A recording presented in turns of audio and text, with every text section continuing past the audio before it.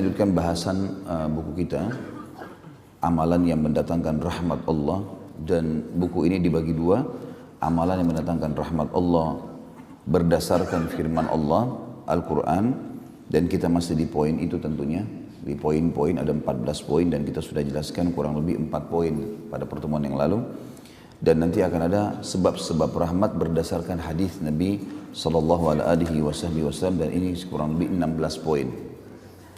Kita akan masuk teman-teman sekalian ke poin yang kelima tentunya, hal-hal yang mendatangkan rahmat Allah. Dan rahmat sudah kita terjemahkan di dalam bahasa Indonesia adalah karunia. Dan karunia hanya akan didapatkan atau diistilahkan, digunakan istilah ini bagi orang yang mendapatkan sesuatu yang di luar jangkauan manusia atau tidak umum. Seperti misalnya, kalau saya lagi haus dan lapar, kemudian saya diberikan oleh seseorang makanan ataupun minuman, tidak bisa dikatakan saya dikaruniakan makan dan minum oleh orang ini. Kalau oleh Allah ya, tapi dikatakan diberikan makan dan minum oleh orang, dikaruniakan ini tidak cocok bahasanya, harus dikatakan diberikan. Dan kata-kata beri lebih di bawah daripada karunia. Kalau karunia biasa digunakan untuk sesuatu yang di luar kapasitas manusia dan tidak umum didapatkan. Seperti misalnya dikaruniai anak misalnya, atau harta yang melimpah ya. Sesuatu yang di luar jangkauan manusia secara umum. Dan ini yang sedang kita bahas, amalan yang mendatangkan rahmat Allah. Dan sudah kita bahas poin pertama, masalah beriman kepada Sang Pencipta Allah, tentang keberadaannya, wujudnya, kemudian kita patuh kepada syariatnya, dan juga kufur kepada tagut, kufur kepada semua yang disembah selain Allah, apapun sifatnya. Karena kata kuncinya la ilaha illallah. Kemudian setelah beriman kepada Allah, yang kedua sudah kita bahas juga masalah mentaati Allah dan Rasulnya. Dengan dalil-dalilnya banyak sekali ayat Al-Quran yang menyebutkan kalimat la'allakum turhamun, la'allahum yurhamun ya. Ini semua atau la'allakum turhamun umumnya ayat, ini semua menyebutkan bagi orang-orang yang taat kepada Allah dan Rasulnya. Kemudian yang ketiga dan yang keempat, yang ketiga mengikuti Al-Quran dan mengamalkannya, dan yang keempat mendengar Al-Quran dan diam atau insat, menyimak dan merenunginya. Pada kesempatan sekarang kita akan bahas insyaallah poin kelima dan keenam, bergabung antara memohon ampunan dan taubat. Memohon ampunan dan taubat. Saudaraku seiman, ada sebuah kapal penyelamat. Pada saat kita sedang berada di sebuah lautan yang luas, ombak lagi besar, biasanya orang dalam kondisi seperti ini akan tenggelam dan akan meninggal dunia. Tapi dia bisa selamat itu dengan adanya kapal. Dan kapal penyelamat pada saat ombak lagi berkecamuk dan kita tidak memiliki tunggangan sedikit pun atau apapun di atas lautan, itu kapal penyelamat itu namanya taubat. Bagaimana tidak teman-teman sekalian? Seseorang di antara kita melakukan dosa bertahun-tahun, bergelimang dengan dosa, melakukan banyak sekali pelanggaran-pelanggaran, bahkan dosa-dosa yang besar sekalipun, sampai Fir'aun mengaku sebagai Tuhan ya. Orang-orang melakukan dosa-dosa syirik, dosa-dosa yang besar, dan bertahun-tahun kalau kita bahasakan sudah berkarat dengan dosa itu, tetap dengan fasilitas taubat ini dia terselamatkan. Dia taubat di akhir hidupnya terselamatkan ya. Di zaman Nabi SAW ada orang-orang yang mengaku sebagai Nabi, ada orang yang kufur kepada Allah dan Rasulnya, tapi di akhir hidupnya bertaubat, masuk Islam. Seperti Ikrimah bin Abi Jahal ya, yang sempat mendukung ayahnya Abu Jahal dalam kekufuran. Kemudian dia taubat nasuha. Dan pada saat dia taubat, akhirnya dia merasakan kenikmatan iman dan dia menghabiskan sisa umur dalam ketaatan. Sampai-sampai karena ikhlasnya taubatnya, dia setiap kali melihat Al-Quran, dia memegang lalu meletakkan di dadanya sambil mengatakan, ini firman Tuhanku yang aku lalaikan, ini firman Tuhanku yang aku lalaikan, sambil dia menangis radhiyallahu anhu. Dan setiap kali dia masuk di kancah peperangan, dia selalu mengatakan kepada teman-temannya mujahidin, biarkan aku yang di depan sebagai tebusan atas apa yang dulu aku lakukan memusuhi Allah dan Rasulnya, dan juga apa yang ayahku lakukan. Sampai beliau terbunuh mati syahid di perang Yarmuk ya. Jadi ada orang-orang subhanallah telah melakukan perbuatan-perbuatan yang salah, tapi Allah subhanahu wa ta'ala memberikan kepada dia solusi, jalan keluar. Bahkan kita tahu sama-sama hadis yang sudah masyhur, Allah gembira dengan taubat hambanya. Allah gembira dengan taubat hambanya. Jadi kalau kita berbuat salah, syaitan seringkali menunggangi keadaan seakan-akan dosa itu sudah terlanjur kita lakukan dan tidak mungkin diampuni oleh Allah. Atau mungkin dia membisikkan mengatakan kan sudah terlanjur kau lakukan, tidak apa-apa ulangi aja. Padahal sebenarnya orang-orang yang melakukan perbuatan dosa sekali beda hukumannya dengan orang melakukan perbuatan dosa berulang kali. Ingat saudaraku seiman, setiap kali kita berbuat kebaikan, maka balasan yang akan datang dari Allah, dari rahmatnya, itu lebih besar daripada perbuatan kita. Begitu pula dosa-dosa yang kita lakukan, sekecil apapun, hukumannya lebih berat daripada perbuatan kita. Tidak ada orang yang berzina sejam di hotel, lalu Allah hukum penyakit dengan sejam misalnya. Enggak, Allah hukum dengan mungkin 5 tahun sakit, mungkin 10 tahun sakit. Jadi perbuatannya lebih, efek balasnya lebih besar daripada perbuatannya. Dan sudah pernah kita jelaskan juga dalam beberapa kali contoh-contoh pengajian kita. Kalau masih diingat, saya membahasakan sebenarnya item yang diharamkan jauh lebih sedikit dibandingkan item yang dibolehkan. Kalau Allah dengan kemahamurahannya menunggangi atau memberikan kepada kita tugas atau beban seperti misalnya hawa nafsu, pengen makan, pengen minum, pengen biologis, lalu Allah tidak siapkan fasilitasnya, mungkin wajar orang melanggar. Ini enggak, fasilitasnya dikasih. Dan ingat teman-teman sekalian, kalau ada waswas syaitan yang mengatakan kepada kita bahwasanya kalau berbuat dosa, ya maaf, kalau orang yang berbuat pelanggaran dosa itu sama saja kedudukannya dengan orang-orang yang berbuat pahala. Ya, atau misal waswas yang lain. Misal orang yang ke diskotik sama ke pengajian, sama aja itu. Sama-sama aja kok. Ya. Artinya sama-sama menikmati hidupnya. Enggak sama. Beda sekali ini. Nanti kita akan bacakan beberapa ayat yang menjelaskan masalah perbedaannya jauh sekali gitu. Baik dalam kehidupan mereka ataupun kematian mereka. Dalam hidup dan mati semuanya berbeda. Tidak akan pernah sama orang yang berbuat dosa dengan orang yang berbuat amal saleh. Baik kehidupan ataupun kematian mereka. Dan syaitan seringkali membisikkan kepada kita was-was teman-teman. Was-wasnya begini. Kalau kau menjadi orang alim atau kau menjadi orang baik atau orang soleh dan solehah, berarti hidupmu akan susah. Misal, belum saatnya sekarang alim saya masih muda, atau belum saatnya saya menjadi orang yang baik atau soleh dan solehah atau patuh, karena nanti susah menikah, nanti susah bekerja, nanti susah dapat bergaul, gitu kan? Akhirnya banyak anak-anak muda kita yang menunda taubatnya, menunda kembali ke jalan Allah, seakan-akan umur-umur dia yang merupakan prestasi terbaiknya. Misal jenjang pendidikan SMP sampai SMA. Ini biasanya di Indonesia dipakai untuk hal-hal yang haram. Padahal ini pondasi bagaimana dia mengatur hidupnya ke depan. Rusak di sini, rusak di sana gitu. Kalau di umur-umur ini yang dianggap dengan masa puberitas awal, kita lihat sinetron-sinetron, film segala macam Indonesia, gambarannya umur ini saatnya puas-puasin berbuat dosa. Ya, saatnya berzina, saatnya coba-coba obat-obatan, saatnya begini, saatnya tawuran, saatnya segala macam. Masih muda. Kadang-kadang bahkan orang tuanya mengatakan, oh enggak apa-apa, dulu ayah juga dan ibu masih muda seperti kamu. Kan gitu. Ini bahaya sekali. Ya. Justru pada saat umur-umur ini, prestasi terbaik. Kalau di umur ini masuk ke pesantren, belajar Al-Quran, belajar hadis, di sini terbentuk pribadinya. Kalau di umur ini tidak berzina teman-teman sekalian, tidak akan zina sampai dia mati. Tapi di sini dia buka pintu zina, dia zina nanti ke depannya gitu. Di sini dia buat ketaatan hafal Quran, dia akan hafal Quran, dia akan jaga sampai dia meninggal dunia. Kita bisa renungi tentunya beberapa ayat Al-Quran yang menjelaskan kepada kita tentang apa yang saya sampaikan tadi. Dan kita bisa lihat bagaimana Allah Azza wa Jalla dengan sangat rinci menjelaskan kepada kita. Yang pertama itu disebutkan dalam surah Shad. Surah nomor 38 ayat 28. Surah Shad, surah nomor 38 ayat 28. Silakan dibuka Qur'annya biar tahu kita tadabburi. A'udzu billahi minasyaitonir rajim. Am naj'alul ladzina amanu wa amilus solihati kal mufsidina fil ardi am naj'alul muttaqina kal fujjar? Mana bisa kami samakan antara orang-orang yang beriman dan beramal soleh dengan orang-orang yang membuat kerusakan di muka bumi? Atau mana bisa kami menjadikan orang-orang yang patuh, muttaqin dengan orang-orang yang durhaka, fujar? Enggak bakal sama. Orang yang baik, orang yang soleh dan soleh disukai sama Allah. Allah janjikan pahala yang besar dari perbuatannya dan juga Allah buat manusia suka. Pernah saya kasih contoh orang yang bakti sama orang tuanya, orang yang jujur, orang yang amanah, orang yang dermawan. Semua ini pasti Allah suka, Allah janjikan pahala besar. Allah juga membuat manusia suka. Dan pada saat dia hidup pun dikenang kebaikannya. Si fulan, oh si fulan baik ya. Si fulan tuh begini, si fulan tuh begini. Kalau dia mati, oh iya si fulan baik. Beda dengan orang fujar, orang yang durhaka. Allah benci perbuatannya. Allah ancam dengan ancaman yang berat. Ya, seperti riba, zina, segala macam, dusta, ya, durhaka sama orang tua, Allah benci, Allah ancam dengan ancaman berat, Allah buat manusia benci.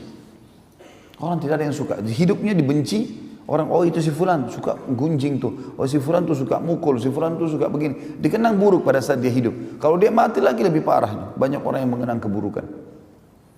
Kita dengarkan surah lain, surah Ghafir, ayat lain maksud saya, surah nomor 40 ayat 58. Surah nomor 40 ayat 58. A'udzu billahi minasyaitonir rajim.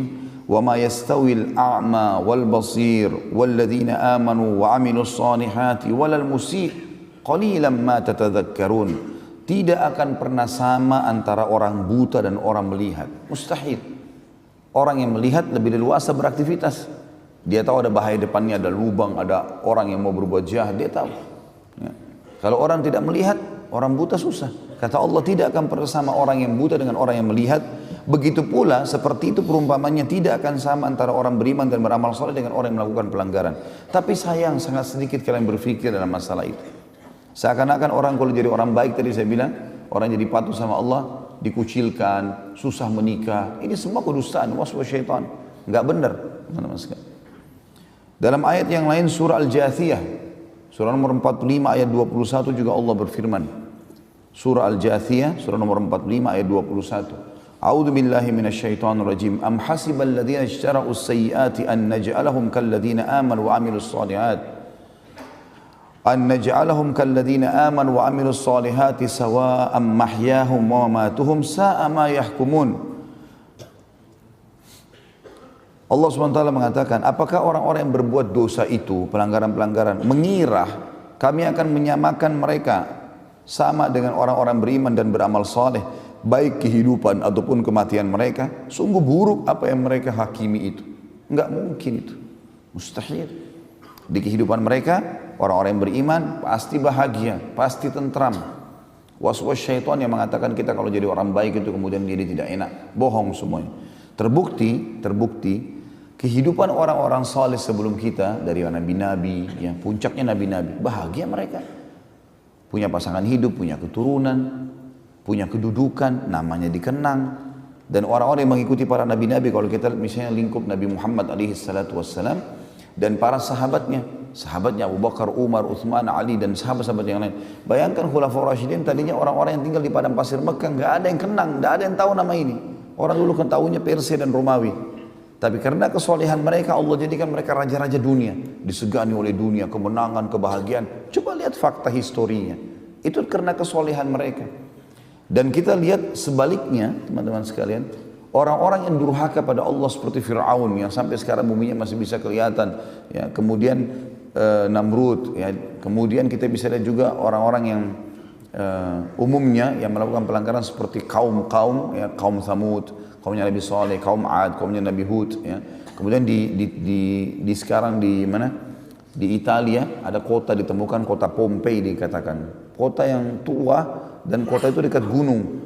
Ditemukan ada banyak patung-patung berjatuhan. Mereka pikir patung awalnya, setelah mereka teliti ternyata itu manusia, tapi bentuknya seperti patung kayak dikutuk. Mereka pun tidak tahu ceritanya. Saya pernah lihat cuplikannya, cuma dikatakan kota ini kemungkinan pernah melanggar Tuhan. Mereka bahasakan begitu karena dokumentasinya itu adalah orang-orang non-muslim yang membuatnya. Ini cuma melanggar Tuhan saja, kemudian dihukum seperti ini. Entah apa kisah mereka. Tapi kita lihat orang-orang yang durhaka dihukum seperti itu, dan orang-orang yang saleh, sebagaimana Allah menyebutkan orang-orang yang saleh itu seperti para nabi-nabi dalam surah Al-Anbiya, surah Al-An'am. Sebabnya para nabi-nabi diberikan kelebihan-kelebihan, kepemimpinan, ya, kedudukan, keturunan, harta, ya. Itu semua karena mereka buat kesolehan. Dan Allah setelah menyebutkan nabi-nabi dalam surah Al-An'am, surah nomor 6 ayat 85, Allah tutup ayatnya mengatakan, A'udzu billahi minasyaitonir rajim, kullum minas salihin. Semua itu kami berikan kepada mereka karena mereka orang-orang yang saleh, orang-orang yang patuh. Ya. Juga Allah Subhanahu wa taala menyebutkan dalam surah Al-Ankabut, surah nomor 29 ayat 4. Surah nomor 29 ayat 4. A'udzu billahi minasyaitonir rajim. Ayat ini sangat tegas menekankan orang-orang yang mengkhayal kalau dia buat dosa tidak dihukum. Ya. Itu mengkhayal namanya. Tidak bakal lepas luput dari azabnya Allah. Al-Ankabut ayat 4. Surah nomor 29. A'udzu billahi minasyaitonir rajim. Am hasibal ladzina ya'maluna as-sayyi'ati an yasbiquna sa'a ma yahkumun. Ya. Apakah orang-orang yang berbuat dosa itu mengira mereka luput dari azab kami? Ya. Sungguh buruk apa yang mereka hakimi itu. Perhatikan di sini ayat Allah jelas, gitu kan. Jadi jangan masuk ke zona itu, teman-teman. Tidak usah masuk ke zona pelanggaran. Ini wilayah pelanggaran agama, tidak usah dimasukin, tidak usah dicoba-coba, nggak ada istilah coba dosa itu. Ya. Coba aja ini, coba aja khamar supaya kamu tahu rasanya, nggak usah coba. Tidak ada ruginya kita kalau nggak coba. Kalau kita nggak coba dosa, nggak ada ruginya. Nggak coba khamar, nggak coba zina, nggak ada ruginya. Bukan tangan kita putus, mata kita buta, nggak. Sama sekali nggak. Jangan dicoba-coba, karena bahaya buat kita. Kalau kita masuk ke sana, teman-teman sekalian, ada hukumannya. Dan efek hukumannya lebih berat daripada perbuatannya. Sementara orang berbuat amal saleh, efek balasnya juga lebih besar. Lebih besar. Ya. Banyak sekali Allah salihati, ulaika lahum maghfiratun wa rizqun karim. Allah pasti akan memberikan balasan orang-orang yang beriman dan beramal saleh. Mereka akan mendapatkan pengampunan dosa dan rezeki yang melimpah. Surah Fatir, surah nomor 35 ayat 7. Surah nomor 35 ayat 7 juga Allah berfirman, A'udzu billahi minasyaitonir rajim walladzina amanu wa 'amilus solihati lahum maghfiratun wa ajrun kabir. Orang-orang yang beriman dan beramal saleh mereka pasti akan dibersihkan dosa-dosanya dan diberikan pahala yang besar. Surah Muhammad, surah nomor 47 ayat 2. A'udzu billahi minasyaitonir rajim. والذين آمنوا وعملوا الصالحات وآمنوا بما نزل على محمد وهو الحق من ربهم كفر عنه سيئاتهم وأصلح بالهم. Siapapun yang beriman dan beramal saleh lalu beriman kepada apa yang diturunkan kepada Muhammad sallallahu alaihi wasallam, maksudnya Al-Qur'an yang benar datang dari Tuhannya, maka Allah akan membersihkan dosa-dosa mereka dan memperbaiki keadaan mereka. Surah Fatih, surah nomor 48 ayat 29. Surah nomor 48 ayat 29. A'udzu billahi minasyaitonir rajim. Wa'adallahu alladhina amanu wa 'amilus solihati minhum maghfiratun wa ajrun 'azim. Allah menjanjikan dengan janji yang benar orang-orang yang beriman dan beramal saleh pasti mereka akan dibersihkan dosa-dosanya dan diberikan pahala yang besar atau yang agung, ya. Di poin ketiga terakhir dari ini adalah surah At-Taghabun, surah nomor 64 ayat 9. Surah nomor 64 ayat 9. A'udzu billahi minasyaitonir rajim. Wa may yu'min billahi wa ya'mal salihan yukaffir anhu sayyi'atihi wa yudkhilhu jannatin tajri min tahtiha al-anharu يدخله جنات تجري من تحت الأنهار خالدين فيها أبدا ذلك الفوز العظيم. Orang-orang yang beriman kepada Allah dan beramal saleh pasti Allah akan bersihkan dosa-dosa mereka dan Allah akan masukkan mereka ke dalam surga yang di bawahnya mengalir sungai-sungai. Mereka kekal di dalamnya selama-lamanya dan itulah kemenangan yang besar. Yang keempat, Allah akan berikan kepadanya hidayah. Hidayah, Allah akan berikan petunjuk.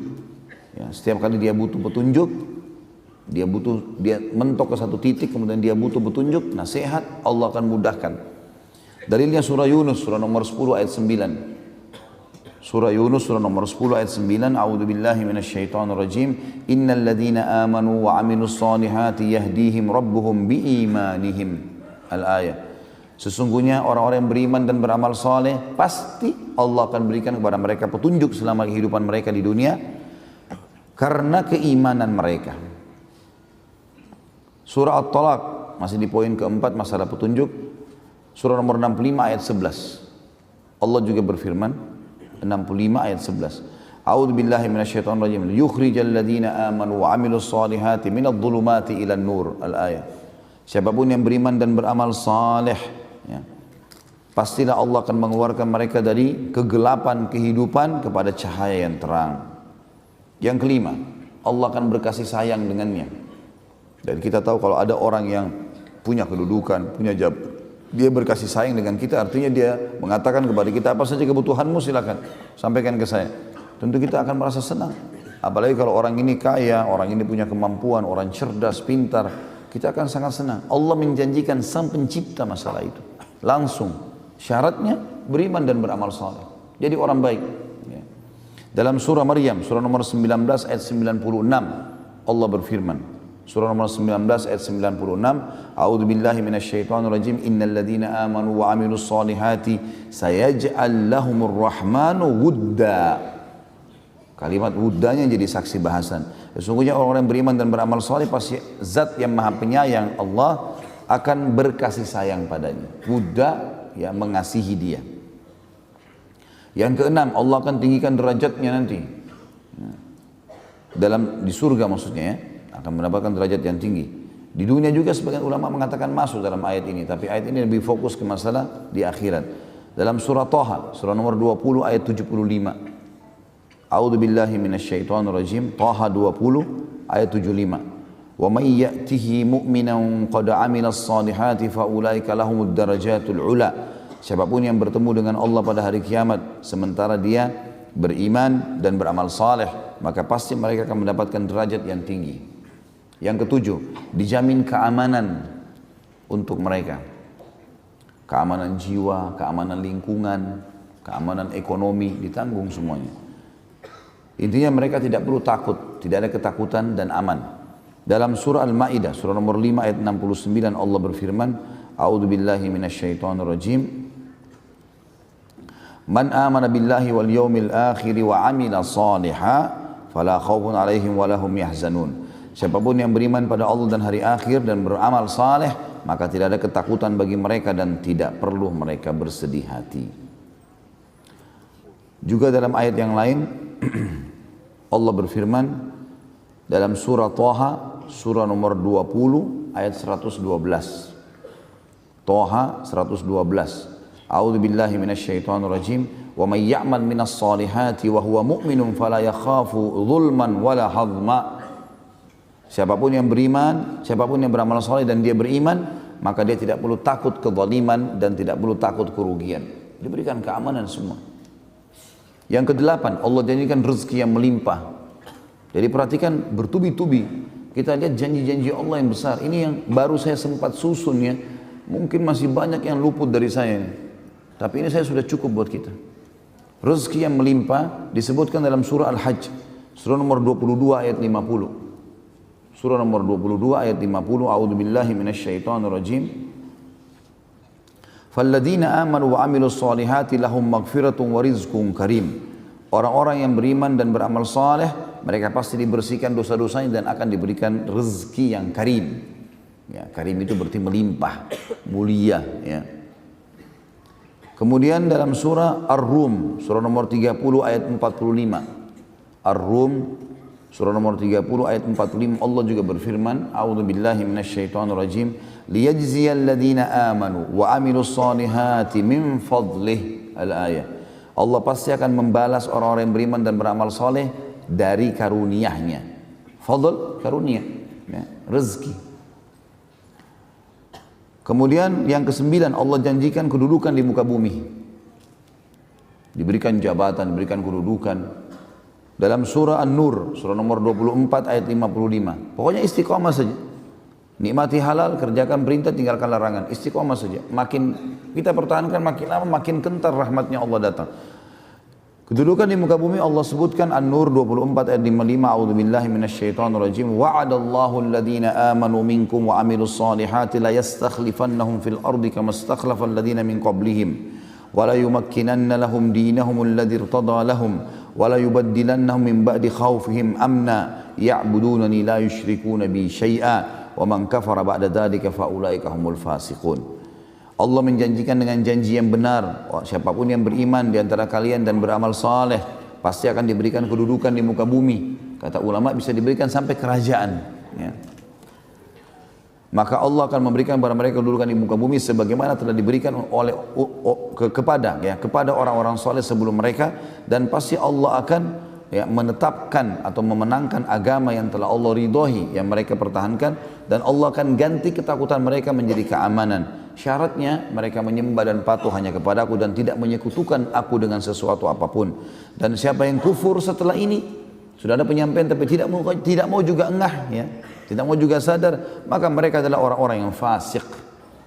Jadi ini dijanjikan saksi bahasan kita akan diberikan kedudukan di muka bumi. Dalam surah Al-Anbiya, surah nomor 21 ayat 105, masih di poin 9 diberikan kedudukan. Al-Anbiya 21105. A'udzu billahi minasyaitonir rajim. Annal arda yarithuha ibadiyas salihun. Bumi pasti kami akan wariskan kepada hamba-hamba kami yang saleh. Jadi waswas syaitan saja itu yang mengatakan kepada kita kalau jadi orang saleh atau salihah, atau anak-anak dari kecil kalau kita buat hafal Quran, ajak ke masjid, ini berarti sudah terlalu kolot ini, ya. Garis keras lah, apalah segala macam. Ya. Ini nggak benar semua. Iya. Dianggap ini ajaran-ajaran yang keras, tidak penting, ya. Lihat bagaimana Allah janjikan. Yang ke-10, Allah janjikan rahmat setelah kedudukan di muka bumi. Rahmat karunia yang sedang kita bahas juga dalam buku kita. Jadi diberikan sesuatu yang di atas kapasitas dia sebagai manusia. Allah sebutkan dalam surah Al-Jathiyah, surah nomor 45 ayat 30. A'udzu billahi minasyaitonir rajim. Fa ammal ladzina amanu wa 'amilus solihati fayudkhiluhum rabbuhum fi rahmati. Al-Jathiyah ayat 30, ya, surah nomor 45. Siapapun yang beriman dan beramal soleh, maka pasti Tuhan mereka akan memasukkan mereka ke dalam rahmatnya. Pasti dijanjikan oleh Allah subhanahu wa ta'ala. Yang ke-11, Allah janjikan mereka selamat dari kerugian. Nah, jadi mendapat keuntungan beda, selamat dari kerugian beda, ya, gitu. Jadi ini dua hal yang beda. Kalau misalnya orang dagang dapat keuntungan, itu sebuah prestasi. Selamat dari kerugian juga prestasi, beda, ini dua hal yang berbeda. Makanya tadi kita bedain. Selamat dari kerugian ini Allah janjikan surah yang sudah kita hafal semua, ya. Al-Asr, surah nomor 103, 3 ayat. A'udzubillahi minasyaitonir rajim. Wal 'asr, demi masa yang kalian lalui di dunia. Innal insana lafi khusr, manusia pasti melalui kerugian-kerugian. Lalu kata Allah apa? Illal ladzina amanu wa amilus solihat, kecuali orang-orang yang beriman dan beramal saleh. Wa tawasaw bil haqq, saling mewasiatkanlah kebenaran ini, kata Allah. Ingat, beramal saleh dan beriman beramal saleh adalah keselamatan, ya, keberuntungan. Saling mengingatkan kebaikan ini, wa tawasaw bil haqq wa tawasaw bis sabr, dan saling mewasiatkanlah agar sabar dalam menjalani kebenaran atau mempertahankan kebenaran. Yang ke-12, Allah janjikan mereka menjadi generasi terbaik manusia, layak untuk dikenang kisah-kisahnya. Allah akan kekalkan kisah mereka sehingga jadi pelajaran mereka, generasi terbaik manusia. Surah Bayyinah, dalilnya, surah nomor 98 ayat 7. A'udzu billahi minasyaitonir rajim. Illal ladzina amanu wa amilus solihati ulaika hum khairul bariyah. Khairul bariyah, generasi terbaik. Orang-orang yang beriman dan beramal soleh pasti mereka akan menjadi generasi terbaik. Kata ulama tafsir, akan dikenang kisahnya, akan menjadi contoh bagi manusia yang lain. Kita tahu misalnya Luqman. Luqman bukan seorang nabi, tapi dia seorang yang saleh. Lalu Allah kenang, disebutkan namanya dalam Al-Quran, surah Luqman, karena kesolehannya. Dan terlalu banyak kisah orang-orang saleh yang luar biasa. Allah kekalkan nama-nama mereka. Kemudian ke-13, setelah tadi 12 menjadi generasi terbaik, ke-13 Allah subhanahu wa ta'ala memastikan mereka akan bertemu dengan Allah. Dan bertemu dengan Allah dalam arti kata melihat Allah ini dan masuk ke dalam surga nantinya. Melihat Allahnya, kita garis bawahi kata-kata bertemu dengan Allah dan melihat Allah di surga. Dalam surah Al-Kahfi, surah nomor 18 ayat terakhir, ayat 110. A'udzu billahi minasyaitonir rajim. Faman kana yarju liqa'a rabbih faly'amal amalan shalihan wa la yusyrik bi ibadati rabbih ahada. Siapa yang ingin bertemu dengan Tuhannya, artinya melihat Allah nanti di surga, karena nikmat terbesar di surga melihat wajahnya Allah, maka dia semestinya beramal saleh dan jangan sekutukan Allah dengan sesuatu apapun. Yang ke-14, orang saleh dan salehah disuruh kita menikah dengan mereka dan disuruh kita menikahkan mereka. Kalau mereka melamar jangan ditolak, perintah Allah dalam surah An-Nur, surah nomor 24 ayat 32. A'udzubillahi minasyaitonirrajim. Ya. Jadi yang bujang-bujang ini bisa pakai sebagai hujjah ini. Ya. Wa ankihul ayama minkum was-salihina min ibadikum wa imaikum. Dan menikahlah kalian, ya. Kalau belum menikah maka disuruh menikah sama Allah gitu kan. Orang-orang yang sendiri di antara kalian menikah atau nikahkanlah orang yang masih sendiri di antara kalian dan orang-orang soleh dari hamba-hamba sahaya kalian laki-laki dan perempuan. Orang soleh jangan ditolak. Kemudian yang ke-15, Allah menyuruh kita berdoa kepada Allah, meminta agar generasi kita menjadi orang soleh. Kita jadi soleh, generasi kita jadi baik. Itu bagian dari ibadah. Jadi kita mencetak kader manusia ini, itu orang-orang soleh. Allah sebutkan dalam Al-Quran, dan jangan luput doa ini dalam setiap hari teman-teman. Baca doa ini, walaupun belum menikah juga baca. Ya, jadi nanti pun kalau sudah berumah tangga, ini doa sudah berfungsi buat dia. Jangan nanti tiba masa kemudian baru mau berdoa, tidak. Doa-doa yang kita baca akan berfungsi pada saat kita butuhkan. Dalam surah Al-Ahqaf, surah nomor 46 ayat 15. Al-Ahqaf 46 ayat 15. A'udzu billahi minasyaitonir rajim. Rabbi auzi'ni an ashkura ni'mataka allati an'amta 'alayya wa 'ala walidayya wa an a'mala salihan tardahu wa aslih li fi dhurriyyati inni tubtu ilaika wa innani minal muslimin. Wahai Tuhanku, mudahkanlah aku untuk bersyukur kepadamu atas segala nikmat yang kau berikan kepadaku dan kepada kedua orang tuaku, dan mudahkanlah aku untuk selalu beramal saleh dan wariskan itu kepada keturunanku. Perbaiki keturunanku dengan kesolehan itu. Sesungguhnya aku telah taubat kepadamu dan aku sudah menyerahkan diri kepadamu. Juga dalam surah Shaffat, surah nomor 37 ayat 100. A'udzu billahi minasyaitonir rajim. Rabbi habli minas salihin.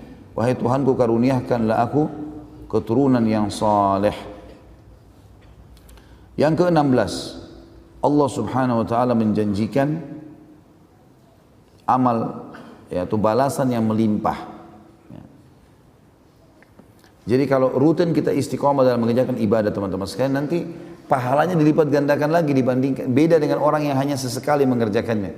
Saya kasih contoh, misal sebelum saya baca ayat-ayatnya, ada hadits Nabi SAW yang berbunyi, siapa yang sudah menjalankan atau dia sudah niatkan, dia sudah rutinkan membaca hizib dari Al-Quran, dia baca sebagian ayat Al-Quran yang dia niat dia mau baca di sholat malamnya dan tidak sempat dia baca, Allah akan catatkan baginya pahalanya lengkap. Misal antum sudah niat, nanti malam saya mau baca surah Ar-Rahman dalam sholat malam. Ternyata kita pas bangun sudah menjelang azan subuh, baru sholat 2 rakaat, baru baca mungkin 10 ayat dari Ar-Rahman. Sisanya Allah kasih pahalanya walaupun belum sempat dibaca. Juga ada hadits Nabi SAW yang berbunyi, siapa yang melakukan amal saleh di waktu dia senggang. Di waktu dia senggang, jadi artinya buat sehat kayak kita sekarang, masya Allah nggak ada masalah. Di situ dia beramal saleh, gitu kan? Maka Allah akan catatkan baginya pahalanya di waktu dia sulit. Jadi misalnya pada saat dia masih sehat, dia selalu puasa Senin Kamis. Begitu dia sakit, dia nggak bisa lagi, tetap pahalanya jalan. Atau dia mukim, dia kerjakan selalu sholat qobliyah dan ba'diyah. Begitu musafir dia jamak qasar, kan tidak ada qobliyah dan ba'diyahnya, maka tetap dapat pahalanya. Seperti itulah. Jadi kalau rutin kerjakan ini, maka dia akan dilipat gandakan pahalanya. Banyak ayat di sini. Di antaranya adalah surah Al-Baqarah, surah nomor 2 ayat 277. Al-Baqarah 2, surah nomor 2 ayat 277. A'udzu billahi minasyaitonir rajim. Innal ladzina amanu wa 'amilus solihati wa aqamus sholata wa atuz zakata lahum ajrun 'inda rabbihim. Al-ayat. Orang-orang yang beriman dan beramal soleh, perhatikan selalu iman, amal soleh. Iman, amal soleh. Dari tadi kita sebutkan. Allah berfirman itu. Sesungguhnya orang yang beriman dan beramal soleh dan mendirikan solat dan memberikan zakat, mereka pasti akan mendapatkan pahala yang melimpah di sisi Tuhan mereka. Juga dalam surah Al-Imran, surah nomor 3 ayat 57, dan ayat yang sama terulang, tadi Al-Imran 3 ayat 57, terulang di An-Nisa, surah nomor 4 ayat 173. Jadi dua ayat ini terulang di dua tempat, Al-Imran 57 dan An-Nisa 173. A'udzu billahi minasyaitonir rajim. Wa ammal ladzina amanu wa 'amilus solihati fayuwaffihim ujurahum. Siapapun yang beriman dan beramal saleh pasti akan diberikan semua pahala mereka dengan melipat atau terlipat ganda. Dalam surah Al-Isra, surah nomor 17 ayat 9. surah nomor 17 ayat 9. A'udzu billahi minasyaitonir rajim wa yubashshirul mu'minina alladziina ya'maluna shalihati anna lahum ajran kabira. Siapapun yang beriman dan beramal saleh, maka pasti akan diberikan pahala yang besar, ya. Kemudian dalam surah Al-Kahfi, surah nomor 18 ayat 2, Allah juga berfirman, A'udzu billahi minasyaitonir rajim. Wa yubashshirul mu'minina alladziina ya'maluna shalihati anna lahum ajran hasana. Kalau tadi ajran kabira, ya. Allah menyampaikan berita gembira kepada orang yang beriman dan beramal saleh, mereka pasti akan mendapatkan ajran hasana. Hasan artinya pahala yang menggembirakan dia. Juga kemudian dalam surah ini diulangi di 3 surah, ya. Sama ayatnya, surah Fussilat, surah nomor 41 ayat 8. Ini ayat ini sama di 3 surah. Fussilat 41 ayat 8, surah 41. Al-Insyiqaq 84 ayat 25 dan At-Tin. At-Tin surah nomor 95 ayat 6. Saya ulangi lagi, di Fussilat surah nomor 41 ayat 8, Al-Insyiqaq surah nomor 84 ayat 25 dan At-Tin surah nomor 95 ayat 6. A'udzu billahi minasyaitonir rajim. Innal ladzina amanu wa 'amilus shalihati lahum ajrun ghairu mamnun. Sesungguhnya orang beriman dan beramal saleh mereka akan mendapatkan pahala yang tidak akan pernah membuatnya sedih, atau maksudnya diberikan pahala yang melimpah. Yang terakhir 17 adalah masuk ke dalam surga. Allah SWT berfirman dalam surah Ghafir, ini mudah dihafal, surah nomor 40 ayat 40. A'udzu billahi minasyaitonir rajim. Wa man 'amila shalihan min dzakarin aw untha wa huwa mu'minun fa ulaika yadkhulunal jannata yurzaquna fiha bighairi hisab. Siapapun yang beramal saleh dari laki-laki dan perempuan sementara dia beriman, maka mereka pasti akan masuk ke dalam surga, di dalamnya diberikan rezeki tanpa batas. Kemudian dalam surah At-Talaq, surah nomor 65 ayat 11, orang yang beriman dan beramal saleh akan masuk surga. At-Talaq 65 ayat 11. A'udzu billahi minasyaitonir rajim. Wa may yu'min billahi wa ya'mal salihan yudkhilhu jannatin tajri min tahtiha al-anhar. Yudkhilhu jannatin tajri min tahtiha al-anharu khalidina fiha abada qad ahsanallahu lahu rizqa. Siapapun yang beriman kepada Allah dan berbuat amal saleh, pasti Allah akan masukkan mereka ke dalam surga-surga yang di bawahnya mengalir sungai dan mereka akan kekal selama-lamanya di sana. Maka Allah telah memberikan yang terbaik dari rezekinya. Kemudian juga dalam surah Al-Baqarah, surah nomor 2 ayat 25, Allah terus mengingatkan, ini cuma saya susun kurang lebih 5 atau 6 ayat. Sebenarnya ada lebih daripada itu. Kalau kita di Mu'jam Al-Fat Quran, saya susun dari situ. Banyak sekali, mungkin puluhan ayat berhubungan dengan janji masuk surga ini. Al-Baqarah surah nomor 2 ayat 25. A'udzu billahi minasyaitonir rajim. Wa basyiril ladzina amanu wa 'amilus shalihati anna lahum jannatin tajri min tahtiha al-anhar. Kullama ruziqu minha min thamaratin rizqan qalu hadha alladhi ruziqna min qabl wa utu bihi mutasyabiha wa lahum fiha azwajun mutahhara wa hum fiha khalidun. Sampaikan berita gembira kepada orang beriman dan beramal saleh bahwasanya mereka akan mendapatkan surga-surga yang mengalir di bawahnya sungai-sungai. Setiap kali mereka diberikan buah-buahan sebagai rezeki, mereka mengatakan ini yang kami sukai yang dulu kami diberi. Maksudnya kemarin dikasih, hari ini juga dikasih, tapi rasanya berbeda. Kemudian dikatakan dan mereka diberikan yang beragam macam. Sebagaimana ada hadis Bukhari menjelaskan masalah ini. Orang yang paling rendah di surga memiliki 10.000 pelayan. Orang yang paling rendah derajatnya 10.000 pelayan. Dan setiap pelayan membawa 2 nampan. Nampan dari emas di kanannya dan nampan dari perak di kirinya. Terisi dengan makanan 10.000 itu. Dan ahli surga tidak ada lagi lapar dan kenyang. Maka dia akan menikmati makanan itu, kata Nabi SAW, dia akan nikmati makanan itu dari piring pertama sampai piring yang terakhir. Kalau 10.000 orang yang membawa masing-masing 2 berarti 20.000 nampan. Dan itu luar biasa. Mereka dikasih, dikatakan wa utubihi mutasyabiha, diberikan kepada mereka yang beragam-ragam macam ini. Dan mereka diberikan juga pasangan-pasangan yang suci, ya. Serta mereka akan kekal di dalamnya. Kemudian Al-Baqarah surah nomor 2 juga ayat 82. A'udzu billahi minasyaitonir rajim. Walladzina amanu wa 'amilus shalihati ulaika ashabul jannati hum fiha khalidun. Siapa yang beriman dan beramal saleh pasti mereka akan menjadi penghuni surga dan mereka kekal di dalamnya. Yang terakhir An-Nisa.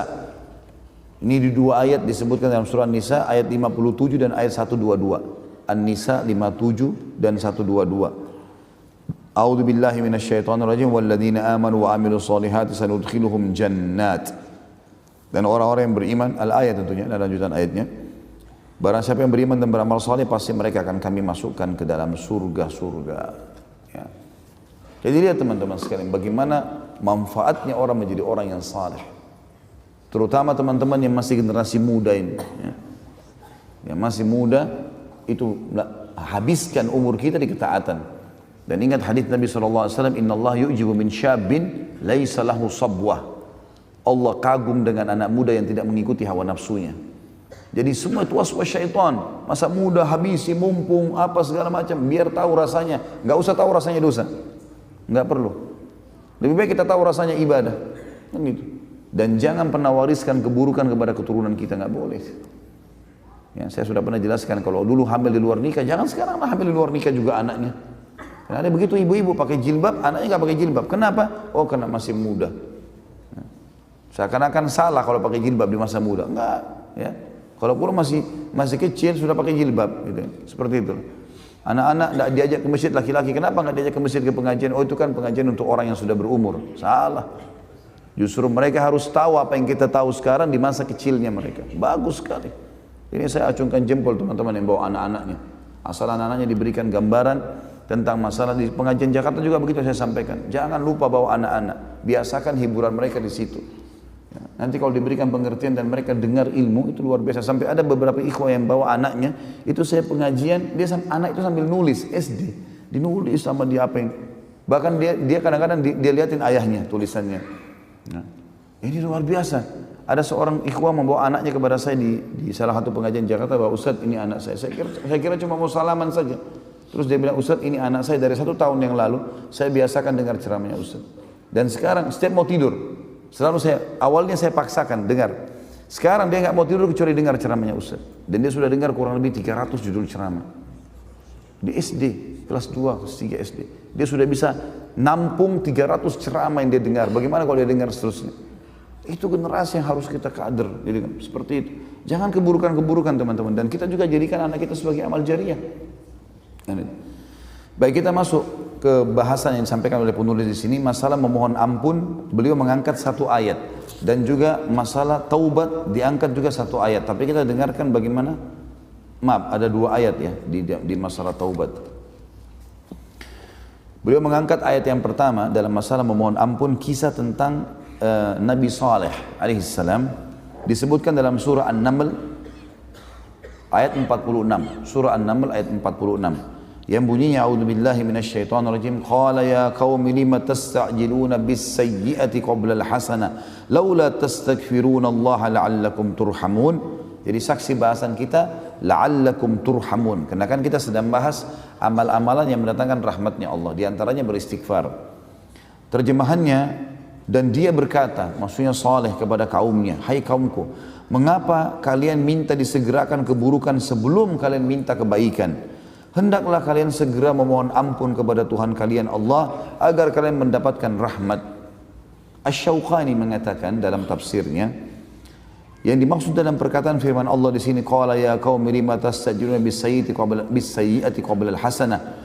Hai kaumku, mengapa kamu minta disegerakan keburukan sebelum kamu minta kebaikan? Yakni Nabi Saleh alaihissalam mengatakan kepada segolongan orang kafir dari mereka yang mengingkari dakwanya, mengapa kalian minta disegerakan keburukan sebelum kalian minta kebaikan? Ada orang begitu, subhanallah. Sudahlah, tidak usah nasihatin kami, tidak usah ingatkan, sudah tidak apa-apa, datangkan azabnya Allah. Na'udzubillah. Kenapa enggak kebaikan dulu? Kenapa enggak dicoba? Ibadah boleh kita lakukan. Lakukan, tidak masalah. Kita mau tahu silakan, tapi memang tidak ada kata-kata coba ya. Jadi baik dalam maksiat ataupun dalam ibadah, enggak kita lakukan serius. Ibadah kita kerjakan serius. Mujahid berkata rahimahullah, seorang tabi'in yang masyhur, yang dimaksud dalam ayat yakni minta disegerakan azab sebelum kalian meminta rahmat. Jadi sebelum minta dimatikan, sebelum minta dihukum ya, kita minta rahmatnya Allah. Kenapa harus minta keburukan? Artinya mengapa kalian menunda iman yang akan mendatangkan pahala kepada kalian, dan kalian menyegerakan kekafiran yang mendatangkan azab kepada kalian? Mereka juga mengatakan, ya, datangkan azab kepada kami wahai Saleh. Maka Saleh mengatakan, laula tastaghfirunallah. Maksudnya kalian memohon ampun kepada Allah sebelum minta azabnya. Kenapa harus melakukan itu? La'allakum turhamun, agar kalian mendapatkan rahmat. Allah cuma suruh kita itu saja kok. Kemudian Syekh Sa'di mengatakan, salah satu ulama tafsir, mengatakan pada saat menjelaskan tafsir, qala ya qaumi lima tastajiluna bis sayyi'ati qabla al hasanah. Hai kaumku, kata Saleh, kenapa kalian berburu-buru meminta keburukan, ya, atau melakukan dosa sebelum melakukan kebaikan atau sebelum meminta kebaikan? Maksudnya, mengapa kalian bersegera melakukan keburukan dan sangat menginginkannya sebelum melakukan kebaikan yang akan membaguskan ihwal kalian dan memperbaiki urusan kalian, baik urusan dunia maupun akhirat. Padahal tidak ada alasan bagi kalian untuk pergi guna melakukan keburukan. Laula tastaghfirunallah, hendaklah kalian segera memohon ampun kalau sempat berbuat dosa dengan bertobat dari kesyirikan dan kemaksiatan, serta berdoalah kepada Allah agar la'allakum turhamun, kalian mendapatkan rahmat Allah. Jadi ini ayat yang diangkat oleh penulis ini, satu buah ayat berhubungan dengan masalah istighfar, walaupun ayat tentang istighfar banyak sekali. Tapi beliau ingin menekankan poin ini karena ada kalimat la'allakum turhamun. Ternyata istighfar mendatangkan rahmatnya Allah subhanahu wa ta'ala. Kemudian masalah taubat, beliau mengangkat dari surah Al-An'am ayat 54. A'udzu billahi minasyaitonir rajim. Wa idza ja'aka alladhina yu'minuna biayatina faqul salamun 'alaikum. Kataba rabbukum ala nafsihi rahmah annahu man amila minkum su'an bijahalatin thumma taba min ba'dihi wa aslaha fa annahu ghafurur rahim. Apabila orang-orang yang beriman kepada ayat-ayat kami datang kepadamu, hai Muhammad, katakanlah salamun alaikum, keselamatan buat kalian, selamat datang. Rabb kalian telah menetapkan atas dirinya kasih sayang. Jadi siapapun yang datang, termasuk para da'i-da'i, para duat, para ulama, didatangi majlisnya, walaupun orang itu buruk sekali dulunya, sambut mereka. Mau datang ke masjid, ahlan wa sahlan, silahkan. Selamat datang di majlis ilmu, selamat datang di zona ibadah, selamat datang di kumpulan orang-orang soleh. Itu yang kita katakan, disuruh ucapkan. Dan ketahuilah, Rabb kalian telah menyampaikan dan berseru tentang atas dirinya kasih sayang, yaitu bahwa barang siapa yang berbuat kejahatan di antara kalian lantaran kejahilan, artinya dia belum tahu atau dia lalai sebelumnya, kemudian dia taubat setelah mengerjakannya dan setelah itu memperbaiki, mengadakan perbaikan, maksudnya sibuk dengan amal soleh, maka sungguhnya Allah Maha Pengampun lagi Maha Penyayang. As-Sa'di mengatakan dalam tafsirnya mengenai Al-An'am 54 ini, apabila orang-orang yang beriman datang kepada Muhammad, maka ucapkanlah salam kepadanya, sambutlah mereka, sampaikan kepada mereka ucapan salam darimu, berikanlah kabar gembira kepada mereka dengan apa yang dapat menggiatkan tekad dan kemauan mereka, berupa rahmat Allah yang luas, kemurahan dan kebaikannya, serta anjurkanlah mereka kepada semua sebab dan jalan yang mengantarkan ke sana. Demikian pula takut-takutilah dia atau mereka dari melakukan dosa, atau sampaikan hal-hal yang membuat mereka takut berbuat dosa, dan perintahkan mereka untuk bertaubat dari dosa-dosa agar mereka mendapatkan pengampunan dan karunia dari Rabb mereka.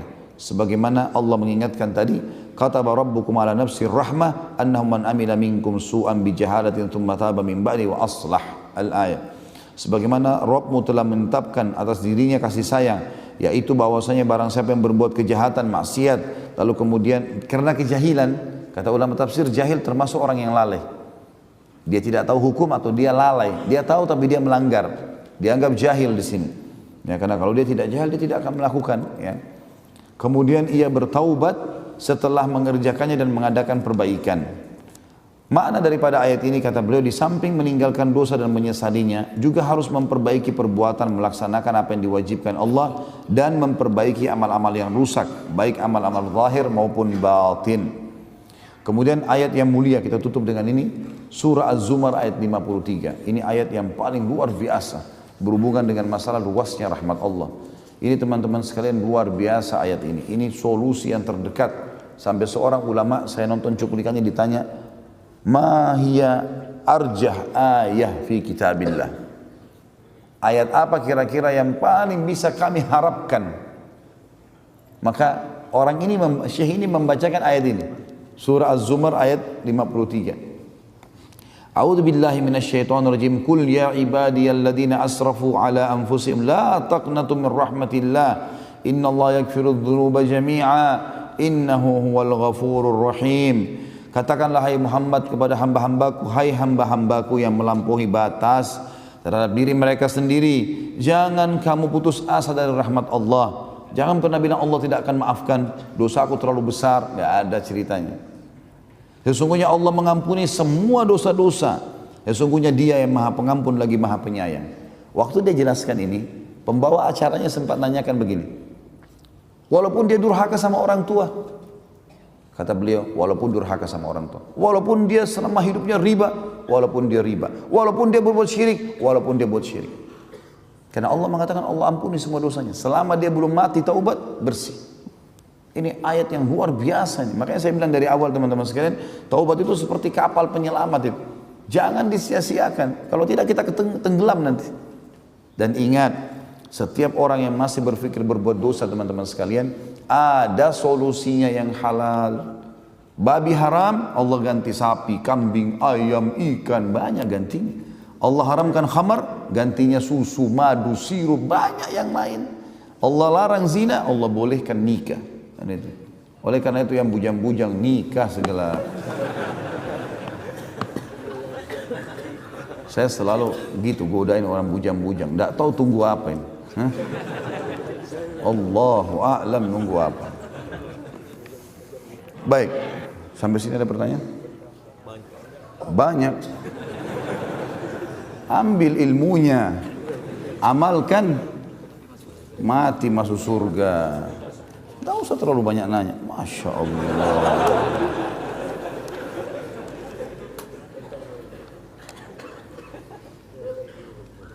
Apakah jika hendak menikah harus memiliki rasa sayang dan kecocokan terlebih dahulu, sedangkan Allah menjanjikan rasa sayang diberikan setelah pernikahan? Karena mayoritas akhwat menolak, bahkan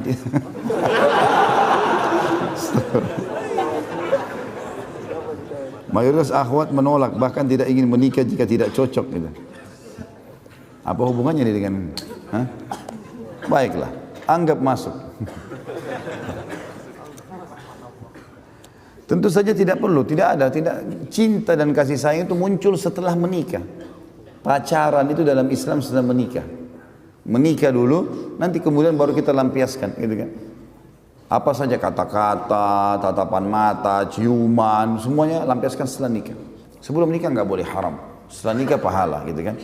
Kalau masalah akhwat ada yang menolak, nggak usah putus asa. Banyak akhwat yang lain, banyak sekali. Jangan putus asa, ditolak lamaran di sini, tolak lamar yang sana. Ini nolak lamar yang sana. Insya Allah nanti dapat itu. Asal memang yang sepadan, kan itu. Kebanyakan orang ditolak karena memang tidak sepadan. Harus mengerti juga. Saya mau nikah harus tinggi, putih, cantik. Ya tunggu di surga bidadari. Terlalu cerewet. Yang pendek datang nggak mau, yang tinggi nggak mau, yang gemuk nggak mau, yang kurus nggak mau. Mau yang mana? Rewel ini. Akhirnya nanti malaikat mau datang baru nyesal. Sudah nikah tutup mata. Bujang-bujang.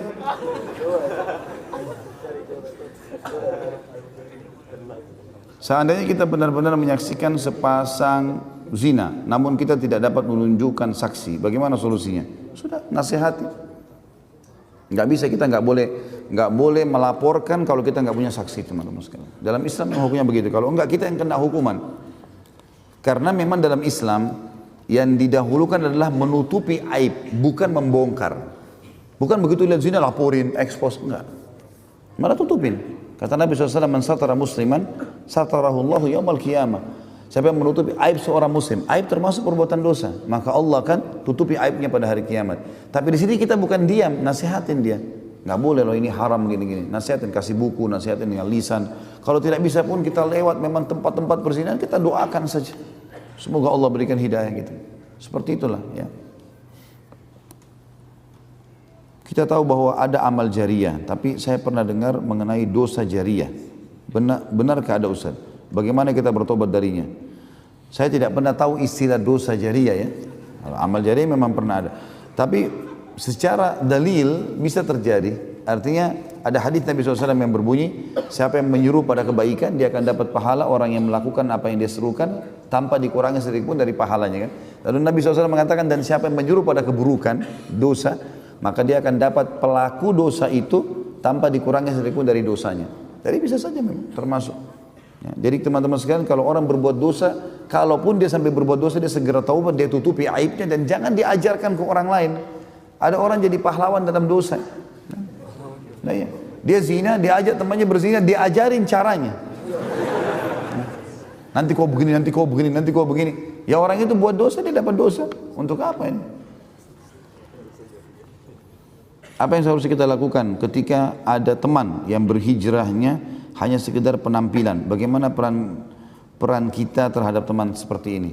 Nasihatin semuanya teman-teman. Kalau kita tahu orang ini mungkin subhanallah dia mau kebaikan, terbukti dia mengubah performanya misalnya, tapi mungkin dia butuh panduan, dia butuh sesuatu yang lebih mendongkrak dia. Makanya Allah SWT juga menyebutkan itu tentang Nabi SAW, dan kita sudah jelaskan di materi sila kita kemarin. Ya, walau kunta faddan ghalidhal qalbi lam faddu min hawlik. Hai Muhammad, kalau kau berkeras hati itu begini. Seperti orang, walaupun itu orang pernah buat salah, ya, kemudian dia minta maaf sekarang, enggak, saya enggak mau maafin. Itu berkeras hati namanya. Kenapa? Untuk apa kita seperti itu? Udah orang ngaku salah, selesai. Minta maaf, ya sudah maafin. Seperti itulah kurang lebih. Jadi kalau ada orang-orang seperti ini, mungkin dia butuh dalil, butuh kisah, butuh sesuatu yang lebih menyentuh. Tapi perubahan performanya ini menandakan dia mau kebaikan, insya Allah. Mudah-mudahan dia mau kebaikan. Jadi sangka baiklah.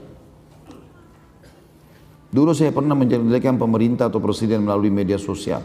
Setelah mengenal sunnah, saya baru tahu bahwa hal itu dosa dan saya sudah bertaubat. Apa saya harus menemui presiden untuk memohon maaf? Tentu idealnya antum ketemu. Idealnya, resiko. Harus itu ideal. Kalau bisa ketemu, maaf ya saya pernah ucapin begini.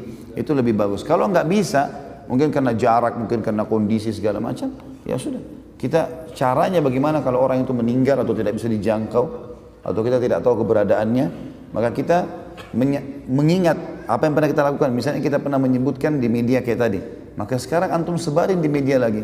Ya. Ungkapkan kalau itu pernyataan yang salah, atau antum sebutkan tentang kebaikan-kebaikan.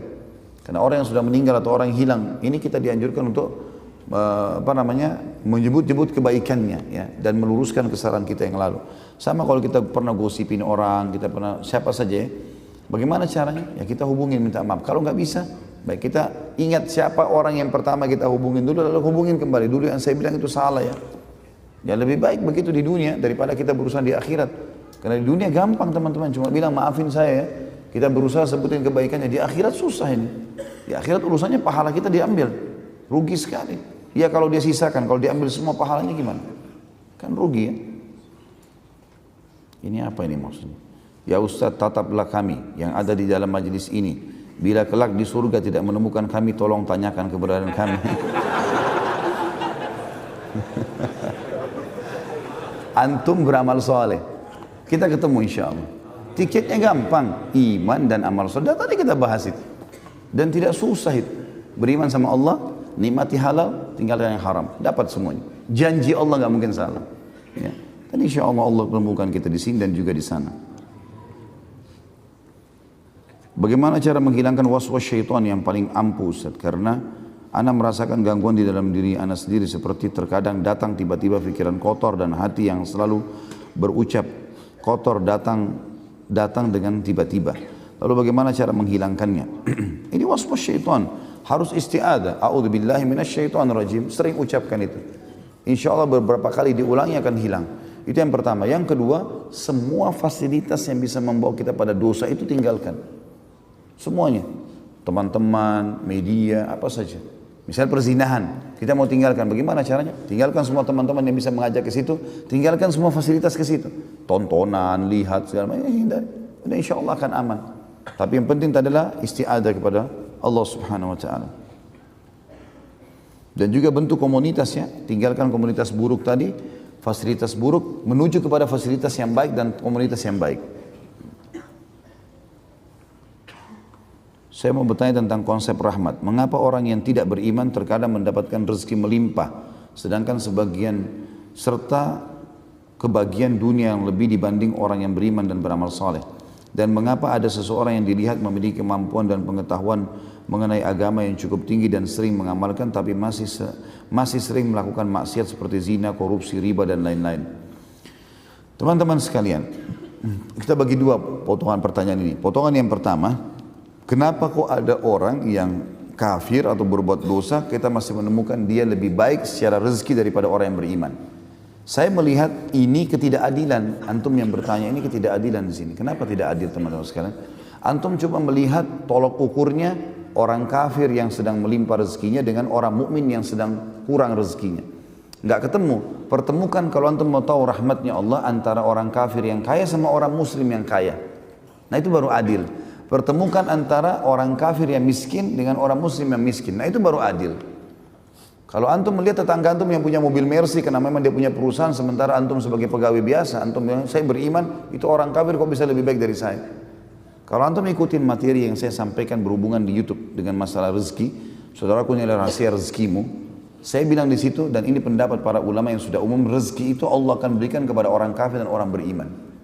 Fir'aun dikasih melimpahkan rezekinya, jadi raja segala macam oleh Allah. Allah bukakan kepada siapa saja yang dia inginkan. Yarzuqu man yasha. Siapa saja yang dia mau kasih rezeki, dia kasih rezeki, kuasa Allah. Tapi antum jangan putus asa dari rahmat Allah. Antum bisa minta, dan Allah memberikan kepada kita. Tugas kita hanya minta dan menikmati teman-teman. Minta, merengek kepada Allah, manja dengan Allah. Kalau bahasa saya lebih banyak manja dengan Allah. Minta, merengek, ya Allah berikan, ya Allah berikan. Sabar, nikmati prosesnya, pasti dapat. Pepatah bahasa Arab jelas, manjadda wajad. Siapa yang berusaha dia akan dapat. Dalam firman Allah juga berbunyi, a'udzubillahi minasyaitonirrajim walladzina jahadu fina lanahdiyannahum subulana.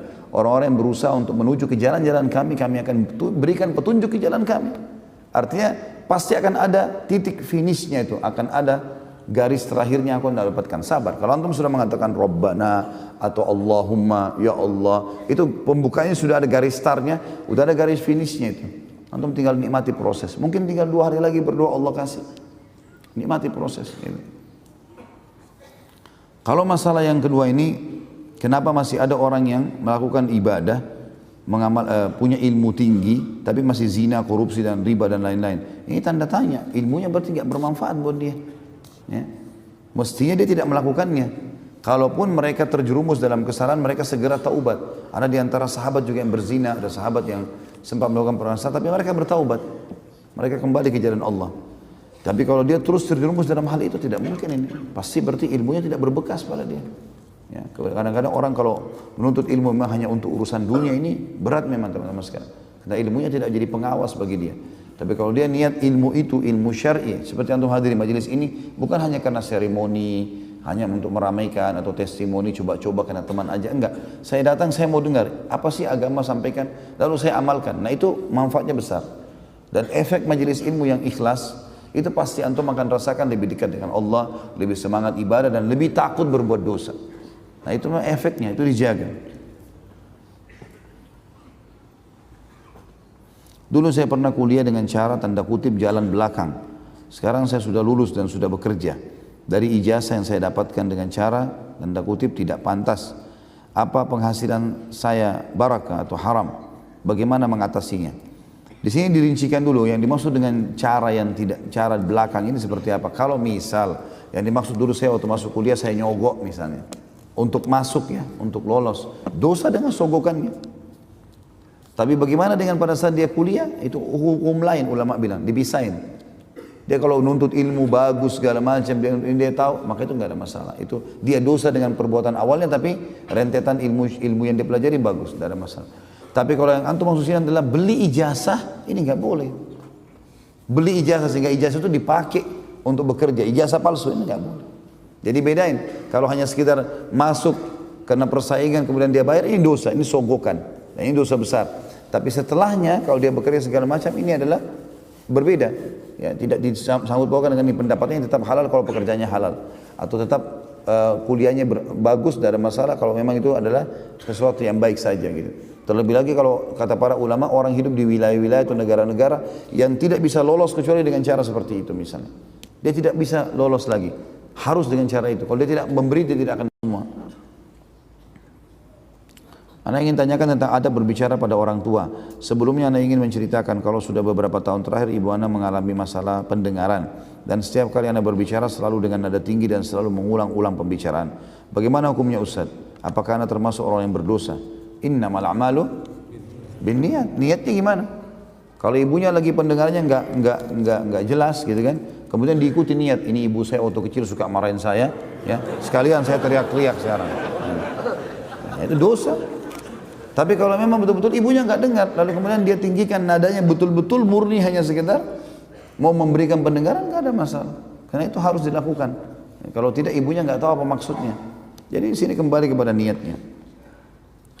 Orang yang sudah belajar sunnah ketika meninggal, pengurusan jenazahnya masih dengan cara kebiasaan orang-orang di lingkungannya. Misal, pakai menabur bunga, tahlilan dan lain-lain dilakukan oleh keluarganya. Apakah si mayit mendapatkan dosa dengan apa yang dilakukan oleh keluarganya? Tentu lebih baik seseorang di antara kita menulis wasiat. Mumpung antum hidup, antum tulis wasiat. Saya minta kalau saya meninggal, caranya seperti ini. Tulis wasiat. Dijalankan seperti sunnah Nabi SAW atau ada buku kita titipin. Karena Nabi SAW perintahkan wasiat itu. Kata Nabi SAW, janganlah seseorang di antara kalian terlintas di benaknya sesuatu sudah 3 hari, maka kecuali dia sudah tulis dalam bentuk wasiat. Utang di mana, mau dikuburkan seperti apa, nanti anak-anak saya mau wasiatkan anak dan istri saya harus seperti ini kalau saya meninggal. Tulis wasiat, pesan-pesan. Masalah nanti mereka langgar itu tuh urusan nanti, urusan mereka sama Allah. Tapi kita sudah lepas. Kita sudah lepas. Kalau kita pun meninggal, saya minta meninggal diurus dengan begini-begini, atau saya disolati di masjid ini, misalnya di kotanya, karena dia tahu di situ adalah orang mengikuti sunnah Nabi SAW, maka itu insya Allah aman. Kalau ada pelanggaran setelah itu bukan urusan dia lagi. Yang penting dia sudah sampaikan. Apakah ada larangan memancing sedangkan istri sedang hamil? Apa termasuk membunuh makhluk Allah? Tidak ada hubungannya. Apa hubungannya? Kecuali pancing antum taruh di istri antum ya. La haula wa la quwwata illa billah. Enggak apa-apa ini. Bolehkah menikah dengan alasan saya takut terjerumus ke dalam maksiat dan posisi saya masih mahasiswa, dan ketika sudah menikah saya tetap melanjutkan kuliah saya dan bisa hidup masing-masing masih ditanggung oleh orang tua. Boleh sekali. Enggak ada hubungannya menikah dengan prestasi dunia. Kalau antum mau ke masjid nanti kalau ada motor atau ada kendaraan maka tidak akan sholat-sholat di masjid kan. Karena dihubungkan dengan prestasi dunia, enggak ada hubungannya. Menikah enggak ada hubungannya dengan sarjana. Enggak ada hubungannya dengan ijazah. Para sahabat itu mudah sekali mereka kalau mau nikah. Hari ini dia lihat cocok, dia datang ke rumah melamar, malam sudah suami istri. Mudah, gampang. Kalau mati sudah masuk, dapat pahalanya. Kalau antum kan Masya Allah sekian tahun dulu, sudah S1 nanti punya mobil, nanti punya rumah, lama-lama putih semua rambutnya baru mau nikah. Menikah saya nggak ada hubungannya sama sekali. Jika saya pernah merusak barang orang lain dan saya pergi begitu saja tanpa adanya tanggung jawab dan saya sangat menyesali perbuatan, bagaimana cara saya bertobat? Sedangkan orang yang saya zalimi tidak pernah ketemu. Usahakan dulu, cari tahu di mana orang itu. Ini bahaya, haknya orang, nggak boleh main-main di sini. Harus cari dulu orang itu. Kalau betul-betul tidak ketemu, maka nilai barang itu atau barang yang sama sedekahkan atas nama orang itu. Misalnya handphone, kita beli handphone senilai itu, misalnya nilainya dulu berapa? Senilai, bukan produknya ya. Karena kalau produk bisa saya sudah tidak muncul lagi nilainya. Misal pada zaman 5 tahun yang lalu, HP ini harganya 10 juta misalnya. Kalau sekarang sudah nggak ada nilainya HP itu. Mungkin sudah tidak keluar lagi. Jadi nilainya, nilai 10 juta pada saat itu. Kita keluarkan. Sedekahkan atas nama orang itu. Itu solusi terdekatnya. Sekarang anak terpaksa dan urgen kerja di perusahaan rokok. Apa anak salah Ustaz? Karena sudah cari-cari kerja belum ada yang terima. Sedangkan istri anak hamil. Anak bingung kalau nganggur nggak ada penghasilan untuk istri. Apa yang anak harus lakukan?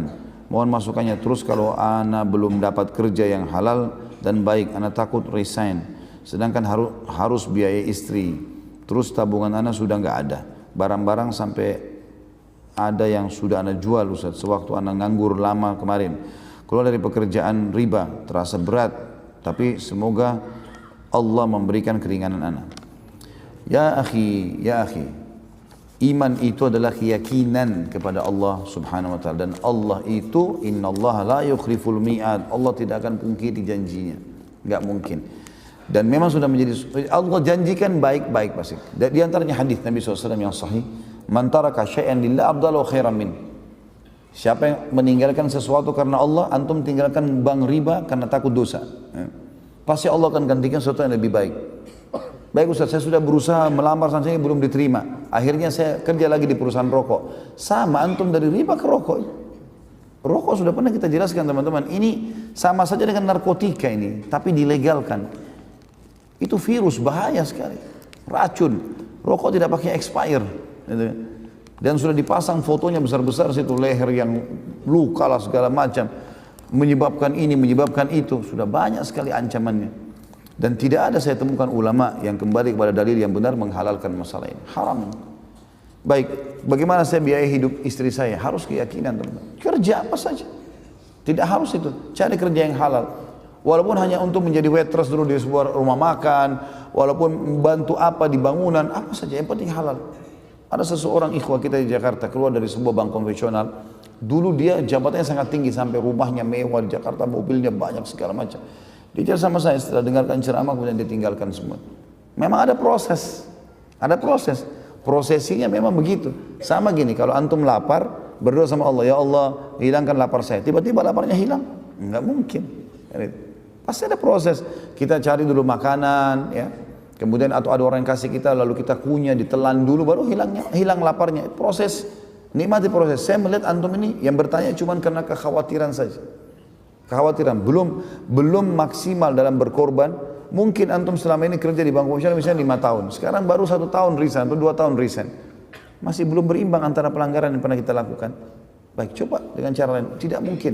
Kata Nabi SAW, siapa di antara kalian yang bertawakal kepada Allah, menyerahkan urusan perkaranya kepada Allah, benar-benar tawakal, maka pasti Allah akan berikan dia rezeki, ya, sebagaimana Allah memberikan rezeki seekor burung yang pergi pagi hari, sorenya dia balik, dia sudah punya makanan. Semut di lubangnya Allah kasih rezeki. Bagaimana antum manusia yang berakal, ya, yang Allah mengatakan fi ahsani taqwim, sempurna semuanya, lalu kemudian kita rasa kita tidak bisa. Nggak mungkin itu.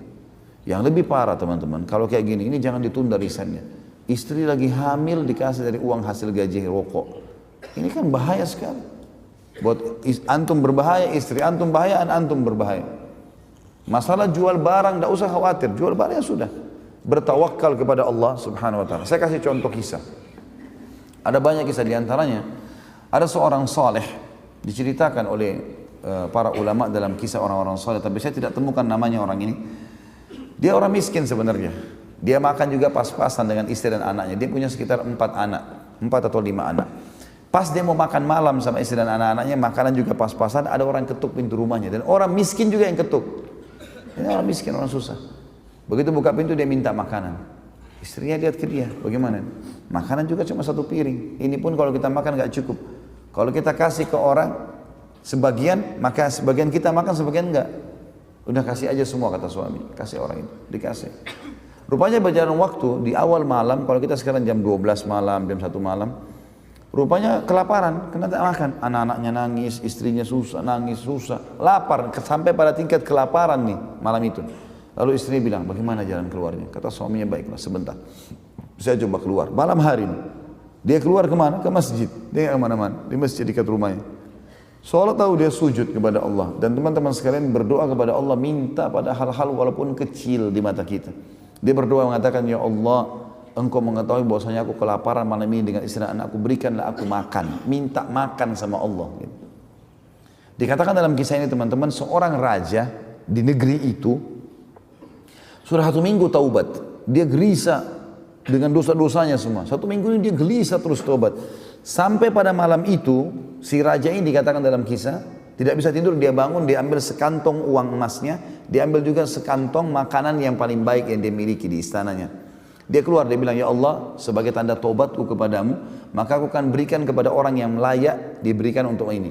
Dan sebagai bentuk, aku ingin panduan padamu, aku tidak akan pegang tali kekangan kudaku. Maka kudanya pun jalan, orang raja ini keluar. Tiba-tiba kudanya ini berhenti di masjid yang ada orang tadi itu. Ini kisah nyata. Mampir, dia pun tidak tahu kenapa, zaman dulu belum ada lampu, tidak ada penerangan. kenapa kok mampir di masjid? Dia bilang, saya turun, kata rajanya, saya bawa dua kantong itu, begitu saya masuk, saya dengar suara. Saya dekat, orang itu lagi berdoa, dan doanya, ya Allah, aku lapar dan berikanlah aku makanan untukku dan istri dan anak-anakku. Jadi itu terus yang diucapkan sama dia, minta makanan, karena ini lagi dibutuhkan. Ya. Dan orang beriman biasanya seperti ini. Mereka selalu memenuhi, meminta hajatnya kepada Allah per item yang dia minta, dan memang dia tidak buru-buru untuk meminta sesuatu ke depannya, karena dia pikir dia mau setiap saat berdoa terus.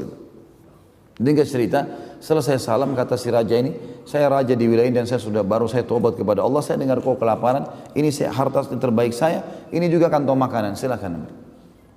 Terus rajanya bilang, dan kalau kau satu waktu butuh apa saja, datang kepada saya. Ini istana saya sudah tahu, datang saja. Saya akan berikan kamu. Apa jawaban orang saleh ini? Kalaupun saya punya hajat, wahai raja, saya tidak akan datang ke istana anda, tapi saya akan datang ke istana Allah di sini. Masjid yang telah mengutus anda datang kepada saya. Ini butuh keyakinan teman-teman sekalian. Ingat, lihat di sekitar kita banyaknya serangga, banyaknya hewan yang Allah berikan makanan. Ini waswas syaitan, harus dilawan. Enggak boleh tidak, dengan penuh keyakinan. Sebagai penutup kisah yang lain ya, kita lihat waktunya. Sebagai penutup teman-teman sekalian, ada seorang syekh juga di Saudi cerita. Saya lihat cuplikannya tapi saya nggak tahu orang ini siapa, karena saya juga baru lihat wajah beliau. Tapi dia cerita lagi duduk santai di TV Saudi. Ya, kalau salah itu ada cuplikan. Kemudian dia cerita, dia bilang saya pergi ke Mesir, dan di Mesir itu saya isi di dua kota ceramah, di Kairo sama Iskandaria, dua kota ini. Dia bilang setelah saya isi di kota Kairo, saya ke Iskandaria, kemudian saya balik lagi ke Kairo untuk berangkat. Rencananya saya tiba di Kairo jam 2 malam, Pesawat saya habis subuh. Saya telepon marbot masjid, ya yang saya isi ceramah, saya nggak usah ke hotel, saya nginap di masjid aja, dia bilang. Kemudian subuh nanti saya langsung ke bandara. Kemudian dia bilang saya tiba di masjid jam 2 malam. Begitu saya tiba, saya lihat pada saat itu masjid lagi lampunya nyala segala macam. Ini kisah baru nih. Baru beberapa waktu yang lalu kisahnya. Dia bilang lampu semua nyala, saya masuk masjid, saya pikir mungkin marbot masjid nyalain, ternyata bukan gitu. Ternyata bukan. Dia bilang saya lihat ada orang di depan mihrab, di mihrab lagi sujud, lagi nangis-nangis sama Allah, lagi berdoa sendirian. Saya pun coba dekat mau dengar doa apa orang ini sampaikan. Dalam doanya dia bilang begini, ya Allah, sesungguhnya engkau tahu istriku mau dioperasi besok dan dia butuh 14.500 jenih ponnya Mesir. Ya mungkin kalau saya tidak salah ini nilainya sekarang rupiah 50-60 juta rupiah, sekitar begitulah. Dan saya tidak punya uang ya Allah, sebagaimana engkau ketahui, mudahkanlah ya Allah, sambil orang ini menangis-nangis karena istrinya harus dioperasi besok. Setelah saya salam, kata syekhnya, saya datang ke dia, kenapa akhi, kenapa sampai begitu? Dia bilang masalahnya berat, bagi saya berat, karena tolok ukur beratnya masalah kan tergantung individu itu, kita nggak bisa tarik ke diri kita ya. Ada orang mungkin bagi dia lapar sedikit sudah masalah besar. Ada orang mungkin 2-3 hari nggak makan dia masih anggap biasa. Jadi dia masih bisa bersabar. Jadi ini tergantung keadaan. Maka dia bilang saya sudah betul-betul istri saya sakit, saya harus operasi. Dia harus operasi, saya tidak punya duit sama sekali. Satu pun saya nggak punya. Dia butuh 14.500. Kata Syekh dia bilang sambil saya tepuk pundaknya, lanjutkan doamu. Allah tidak akan sia-siakan orang yang beriman dan berdoa padanya. Dia bilang orang itu pun lanjutin doanya. Dia bilang saya sholat, dia bilang saya sholat malam, saya sholat witir, lalu saya tidur sambil nunggu subuh beberapa saat. Azan subuh saya dibangun sama masjid, Syekh bangun. Begitu dia bilang saya bangun, saya sholat sunnah, orang itu sudah nggak ada. Kemudian saya begitu iqamah saya disuruh sama masjid, Syekh silakan jadi imam. Dia bilang suara saya paruh, saya ya semalaman kurang tidur. Dia bilang nggak apa-apa, ayat-ayat pendek aja nggak masalah, yang penting antum jadi imam. Baiklah. Dia bilang saya mau jadi imam, saya baca surah-surah pendek. Begitu selesai, tiba-tiba ada orang dari saf tengah datang.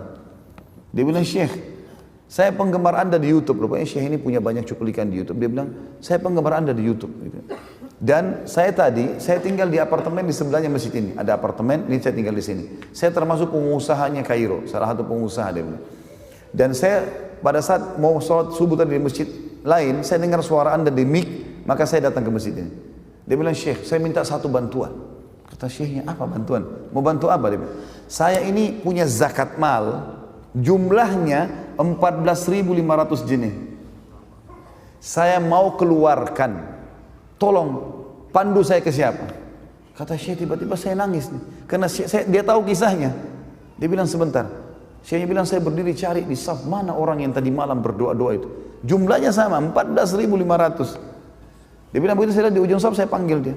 Begitu dia datang, kata syekhnya, akhi, saudaraku, ceritain apa hajatmu. Ini orang ini mau dengar. Dia bilang, demi Allah syekh, istri saya lagi di rumah sakit, saya butuh bantuan, butuh 14.500 jenis.